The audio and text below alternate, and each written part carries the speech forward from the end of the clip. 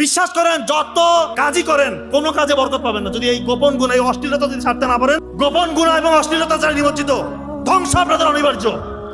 এখন আমি একটা কথা বারবার বলি, এমন কোন স্টেজের স্টুডেন্ট নাই আমাকে ফোন দিয়ে কান্নাকাটি করে না, যে গোপন গুণে লিপ্ত না বুঝে করে ফেলেছে, আজকে জীবন হেল হয়ে গিয়েছে, তার স্মৃতিশক্তি কাজ করে না, তার চেহারা উজ্জ্বলতা নাই, চুল পড়ে যাচ্ছে, বিয়ের পরে সংসারগুলো টিকতেছে না। প্রবাসী ভাইরা বলতেছে, স্যার এমন ভুল করছি, এই যে অশ্লীলতা ছড়াচ্ছিল, এই যে মোবাইল ফোনগুলা, এগুলোকে দেওয়া হয়েছে যুবক সমাজদেরকে ধ্বংস করার জন্য। আর এখন যুবক সমাজ এই ফাঁদে পা দিয়েছে, এটা শয়তানের ফাঁদ। এই কাজ করবেন না, গোপন ইবাদত করেন, আল্লাহর কাছে এইটা থেকে মুক্তির জন্য দোয়া করেন, না হলে কোনো মুক্তির রাস্তা নাই।